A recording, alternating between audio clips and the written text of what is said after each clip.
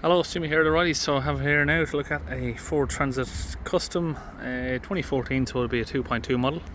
Okay, inside, let's just start it up. We've just got our machine plugged in, ready to go there.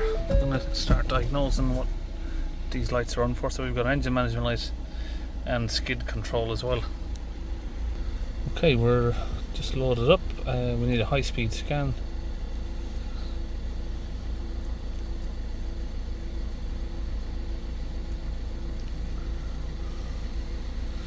Invalid data from the engine control module on the ABS. We're here to look at he said he's got a turbo issue. Turbocharger, supercharger, boost sensor, cylinder glow plugs, and manifold absolute pressure correlation. So correlation probably means it's got a boost leak. So you've got this much air coming into the engine, and then you lose some through a leak, and you've got less coming in this side. So that's what that usually means there. Let's go in and have a look at the live data. We've also got boost sensor circuit low, so we could also have a faulty sensor. Right, we've got a few items here ticked. Here we are in at live data. We have slightly off on the actuator position, but not much. Everything else looks like it's working.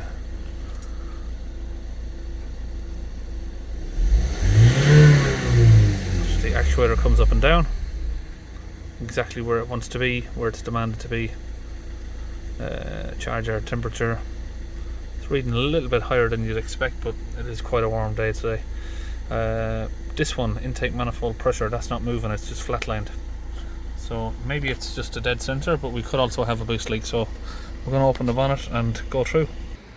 So first thing is to have a look if we got any wet patches anywhere which would indicate a boost leak. Can't see any.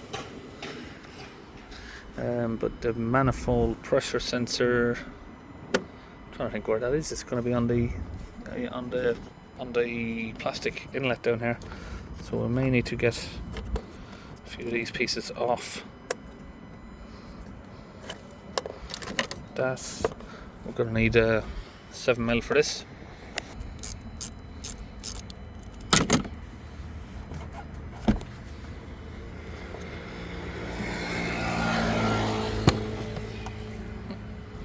Few of these clips either side.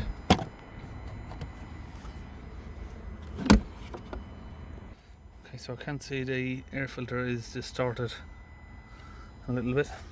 You can see I don't know if you can see on the video, but there's a dip, massive dip on it. So the air filter is blocked. Don't know if you can see that, but yeah, there's a big dip there.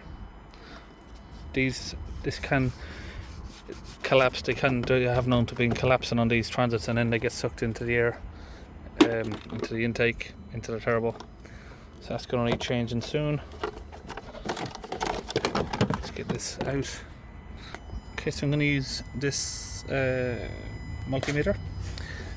Got a few of these different ones. I think it's called F-Nursey. But yeah, we just want to check if we've got power supply at the plug. If not, we'll probably got a dodgy sensor down there. Okay, so we've got 5 volts across the first 2 pins, and we've got signal voltage as well. Okay, so we've got here manifold pressure sensor that we're gonna fit to the van, and then we'll have a look at the live data, see that the live data is hopefully moving. Okay, so we've got the sensors out. Just confirm that they look both the same, and they've got the same 3-pin plugs. Yep, so we can get that fitted on.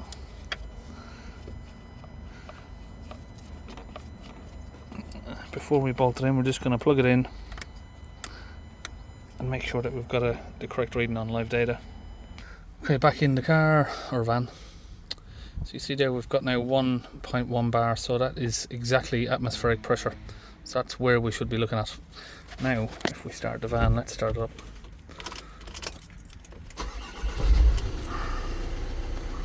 haven't screwed it in, so hopefully it's not going to blow out.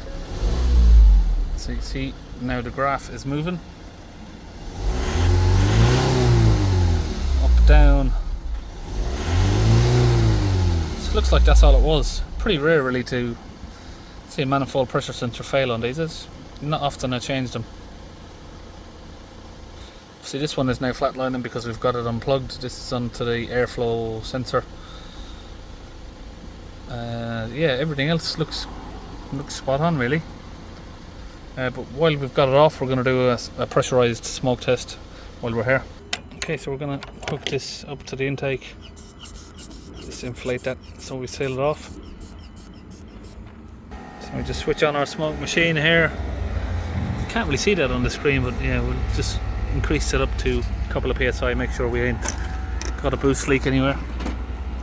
Just because we found a faulty sensor doesn't mean we don't have an issue elsewhere. We could also have a boost leak. We're just going to confirm that, make sure while we're here. Give that a couple of minutes. Well, when you got a boost sensor fault or underboost, it's not often the sensor, but it looks like in this case it is. A lot of people change these sensors when you've got a boost leak or you've got a faulty actuator, and it doesn't fix the problem, but in this case it looks like that's all we have. Okay, so we've just fitted everything back together now.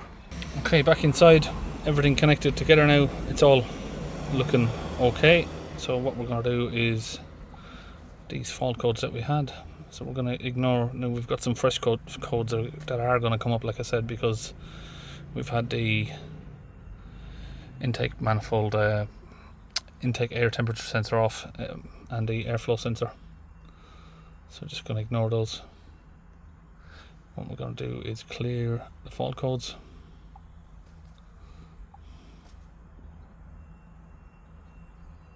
And we just confirm we have power. Can rev all the way up and it doesn't lose power basically. So that's it, little test drive done, and just confirm that the only fault codes we have left now are the glow plugs, but that's going to be something that needs sorting out at a different time. Glow plugs have their own risks involved, but most of you are probably going to know about. Intake manifold has to come off on these vans, and there is a high risk of them snapping. So we'll leave the customer determine if and when he wants to do that, and that should be it for this video. And that's it. See you on our next video.